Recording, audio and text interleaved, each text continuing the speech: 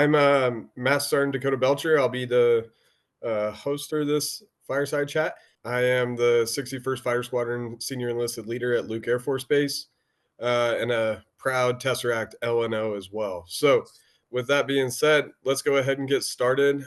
Tech Sergeant Rymer and the CLAMs team, right? Do you guys mind introducing yourself real quick and just telling us a little bit about yourself and what your role is within your organization? Yeah, I'm Technical Sergeant Rymer. I'm currently stationed at the 324th Training Squadron down at Joint Base San Antonio Lackland. I'm an MTI here, so everybody probably knows how that job is, and it's probably one of the best jobs I've had in my career so far. My original job was air transportation, where I learned a lot about uploading, downloading aircraft. I was in a contingency type career field, and that's really where I learned about the issue that we're going to be talking about today. And I'll leave the rest for Technical Sergeant Brooks. So I'm Tech Sergeant Brooks. I am part of the Air Force Civil Engineer Center, part of the Airfield Pavement Evaluation Team. I have a 3D CAD design background with a little bit of structural engineering background. And so we were stationed, Sergeant Rymer and I were stationed at the same base together. And he brought his idea and we worked together to ensure that we were able to at least get a minimal viable product pushed out for this.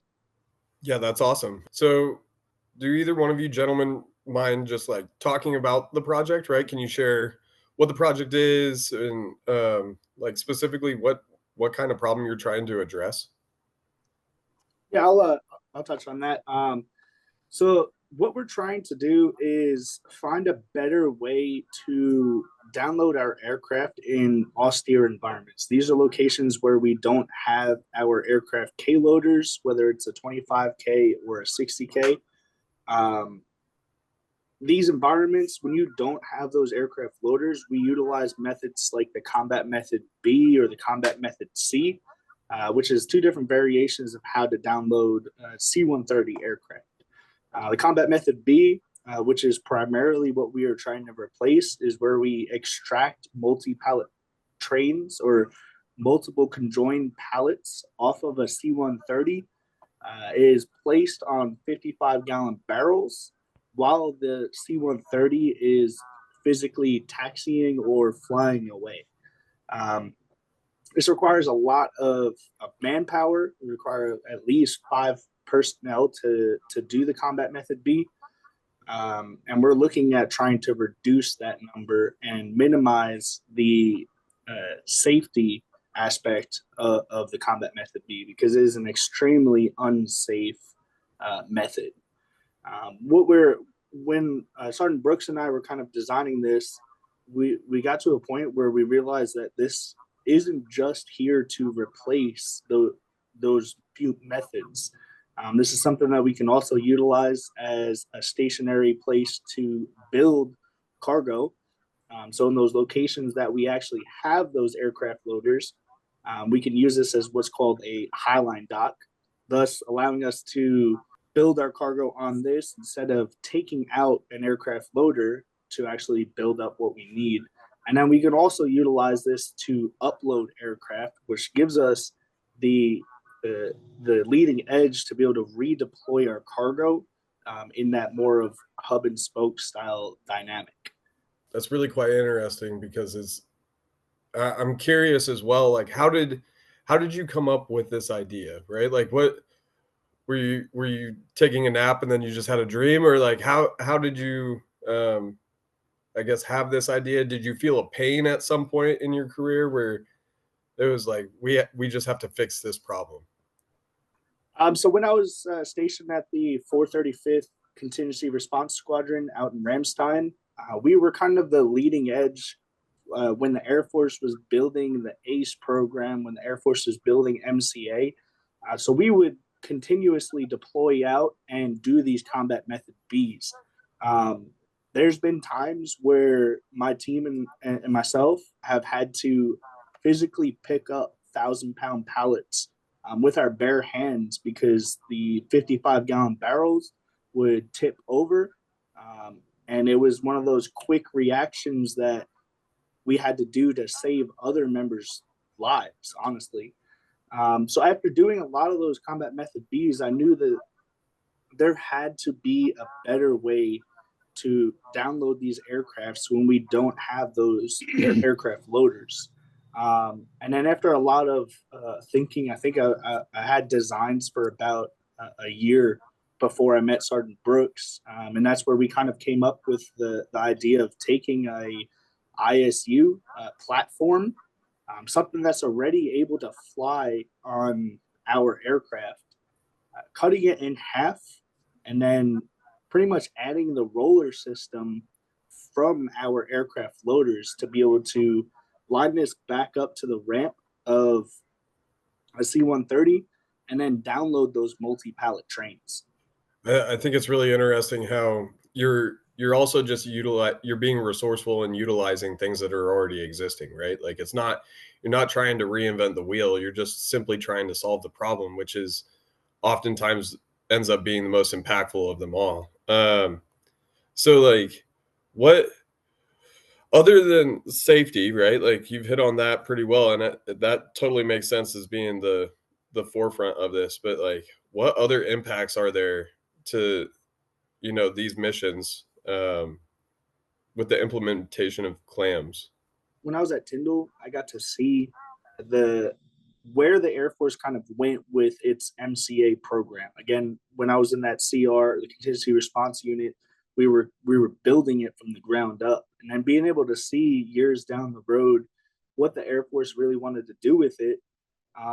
That's really where I got heavily into trying to push this out. So I know safety, things like that, but when we're in those contested environments, the hub and spoke dynamic, we don't have the air transportation personnel to be able to upload and download our aircraft. So we're asking a lot of our manpower to do something that my career field already thinks is a problem, that combat method B.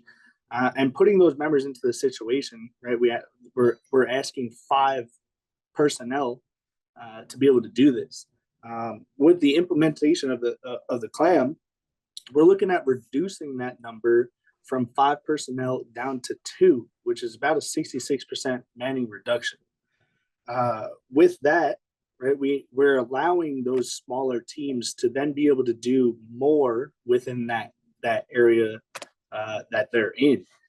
And then additionally, we're not just limited to downloading in this cargo in these locations.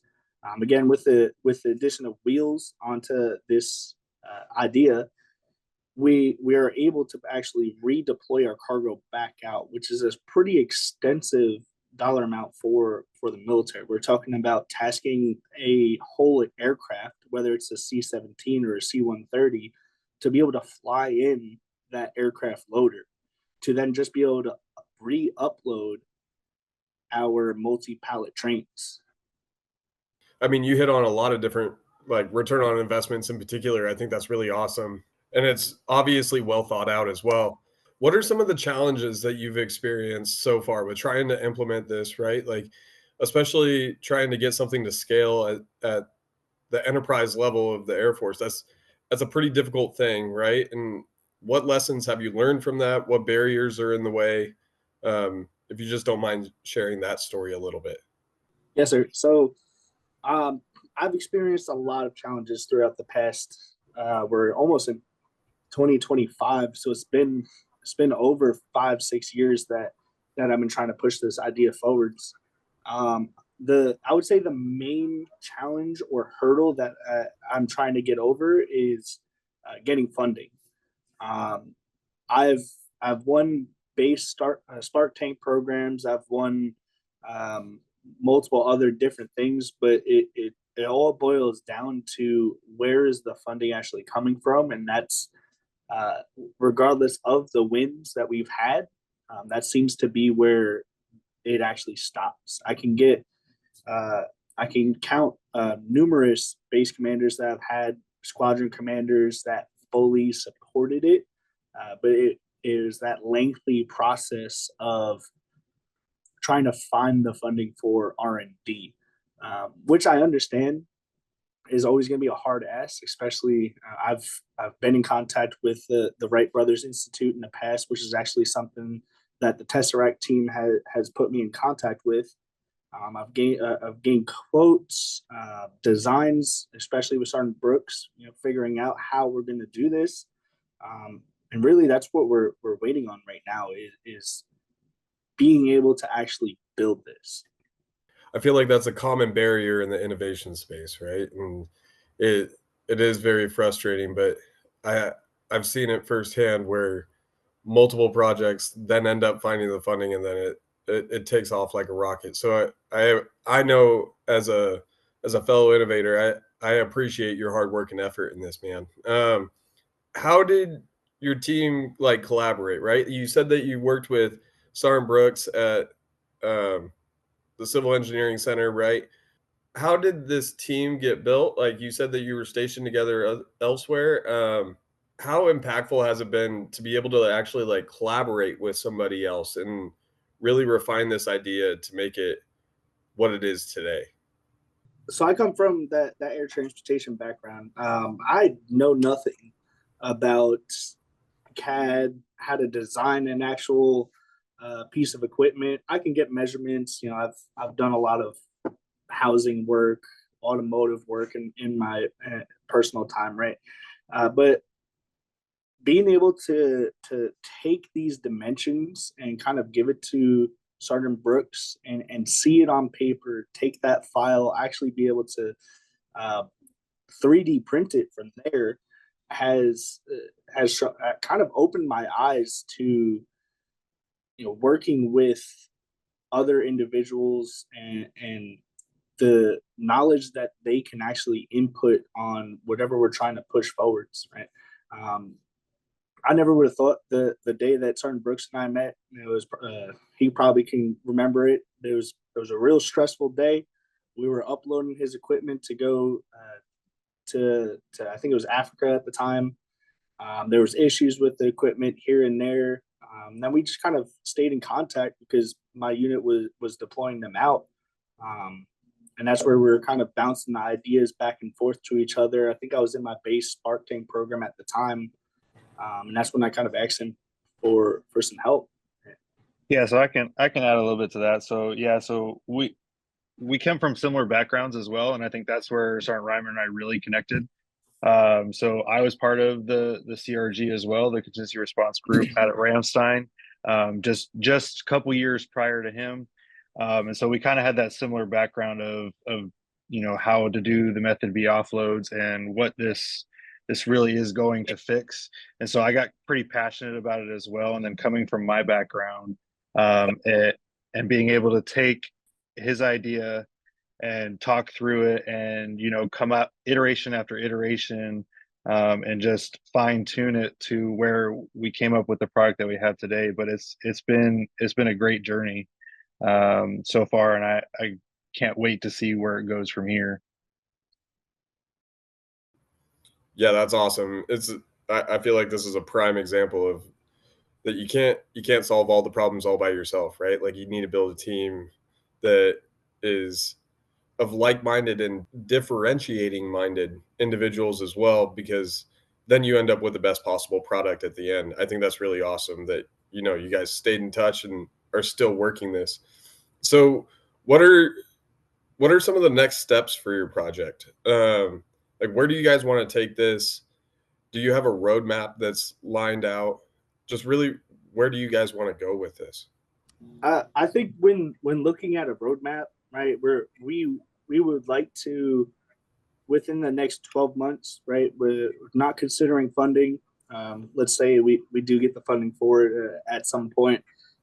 Within the next 12 months, get an actual product built. I have a few champion supporters, mentors that are willing to take this on at their bases to then do that physical testing and see how it's actually going to work in kind of those contested environments. And then about 18 to 24 months, hitting that, that point where we're actually getting this product made and sent out to the units that are going to be needing it, looking at the future conflict that we might have. Yeah, that's awesome. Shameless plug for my piece, right? Is this project is loaded into the SIF marketplace. That is correct, right? Yes, sir. It is loaded in Vision. Yeah. So any squadron commanders that are out there listening to this recording afterwards, please go into Vision, use your SIF tokens, use them for the CLAMS project and many other projects that are in the Aether Sprint. This will help accelerate those projects to be able to scale significantly faster. We've already talked a little bit about like what inspired you, right? Like feeling that. I mean, I guess not to get too touchy feely, right? But like, is there a specific feeling that you had that like either Sergeant Brooks or Sergeant Rymer, right, really drove you to continue this on, right? Like, is it that trauma bonding that you guys experienced together, like getting ready to redeploy, or is there a specific instance that you guys can remember? That's a good question, sir. What really inspires me to get this project moving forwards, one is being able to see kind of the difference in whether it's a base, Spark Tank, Aether Sprint type of competitions, seeing the connections that they can give us, whether it's through other Spark cells and the difference of the personnel who can have that valuable input on the idea. But I think what really inspired myself to move forwards and keep pushing throughout the past 5-6 years was the failure that we've had. Regardless of, I mean, I kind of talked about it before. I've won multiple base Spark Tank programs. I never got the funding for it. And then seeing the ideas that, the bases would kind of fund instead, there were kind of like the small issues for the bases to be able to tackle. And knowing that this project has a bigger impact in the long run, and it's not just helping the air transportation personnel. This is almost a total force, right? Whenever we're deploying out, the amount of people that this is going to assist is invaluable to me. Knowing how difficult the original method is, that combat method B, and remembering that first time that I actually did it, I personally don't want, and we'll just choose a random career field, a finance person or a supply person to go out and actually perform that method. It is really what kind of keeps me pushing this project forwards. Sergeant Brooks might have other inputs too.